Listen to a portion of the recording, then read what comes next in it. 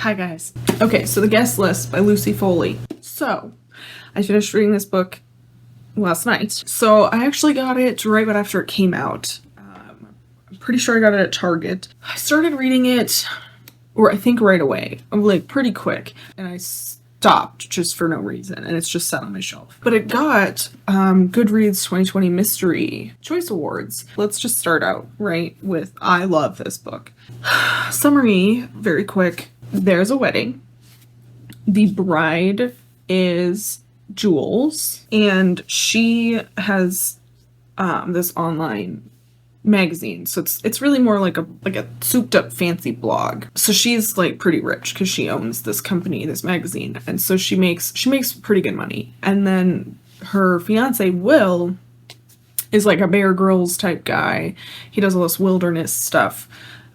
So he has TV money. Jules is Irish, and because of their like rank and their status, they have to get married not far, but like away from the paparazzi and kind of in a remote area. And this woman is like, hey, we just fixed up this like remote island, and we've got this like huge, it's like a castle that you can get married at, and it's like remote off the coast. Jules's bridesmaid is her sister, half sister Olivia. All the information that we have about her is that she supposedly had this really terrible breakup with a boy at her university, and she's taking it really hard. Next person in her wedding party, which is really like her best man, or her bridesman is what they're called. Charlie and Jules have been friends for forever. There's clearly some sort of like romantic attraction between them, but like nothing has come of it. Then we've got, so Will, his wedding party is 5 guys that he went to the boarding school with, that his dad runs. The 4 of them are just kind of like different sides of the same coin. And then the 5th one, Jono, is this, I don't know, there's a word for it that I can't think of, but that lazy kind of moocher, like smokes weed and gets drunk all the time, but doesn't really like, no ambition. And they all kind of make fun of him for it. He's kind of like the lowest on the totem pole. And then you've got the wedding planner. She's kind of older. I think she's in her 40s. She's like this very beautiful woman. You know Monica from Friends? If you toned down Monica a little bit, you'd get this wedding planner. Her family used to vacation on the island, which is how she knows about it. So she found out that like it was basically for sale, and so she and her husband buy it and make this destination like vacation spot. Her husband cooks and she cleans, and they just kind of make a good pair. She has some sort of family disturbance, and it's the anniversary month, and so she's just kind of like somber, like more somber than normal. And so it's just kind of like hard for her to be getting through.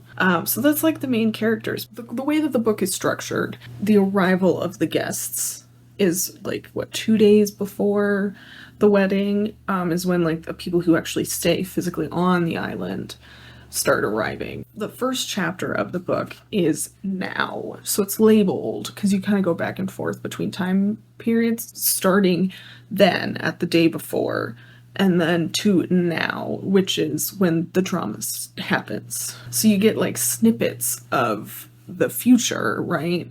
Which is what is labeled as now. As you read what has happened in the past, you get what I'm saying. Another way that it's organized is you swap between characters' viewpoints. Everybody like arrives on the island, and like the drama just kind of brews. Like you start learning about these people and what their secrets are. And so you start the drama of like somebody has been murdered, and you kind of have to figure out, because you're given small little pieces at a time that you kind of have to like put together. You piece it all together over time. One of the things that I kind of struggled with at the beginning is it took me a while to get to like the author's writing style. I just didn't care for it at the beginning. It didn't detract from it, but it was just kind of, it took me a while to like gel with it. And then eventually I got comfortable with, like, I kind of got used to it. The content more than made up for it. The whole point of the book, right, is to figure out who could have murdered who, because you also don't know who has been murdered. I do like that she put that like she did kind of hide that. You don't find out who is murdered until like 8 pages before the end. I do like that because it kind of adds like an extra element. But then you also have to find out who of the 150 guests that are there could have murdered somebody. Most of the time I can figure it out. Like, they give you enough information to figure it out, right? But this one was things connected that I did not think were, I thought they were like isolated, separate incidences. She had to have spent a very long time working on like the formula for this book. It's beautifully organized. It really is. The ending was very abrupt, and I wish there was a little bit more at the end, and then I will discuss in spoilers what I wish was at the end, but I just wish there was a little bit more. I wish it was flushed out, but that's fine. It's really not the worst thing in the world. I got like everything else that I could have wanted out of this book. I really loved it. It was fantastic. It's definitely one of those things where you have to like kind of sit and think about it. Oh, it is relatively short, and it reads quick because some of the chapters are really short, and so really it's not 300 full pages, you know what I mean, because there'll only be like a paragraph at the top of the page, and then the rest is empty, and then the next page is like only half, like maybe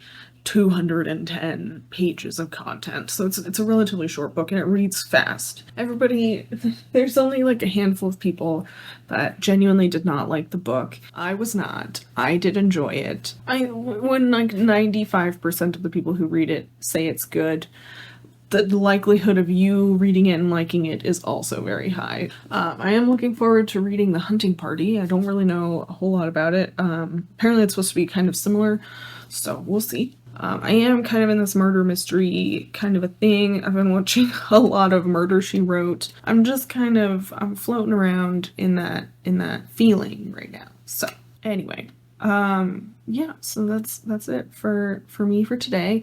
Look forward to my other videos. I've got all my links and stuff down below. Follow me on Goodreads because I update like as I read stuff, so you'll be able to see what I'm reading. In the comments below, I'm terrible at responding to anybody anywhere. I'm awful about it unless I see you in person, but I will read all your comments, I promise you, and I will see you guys again soon with another video.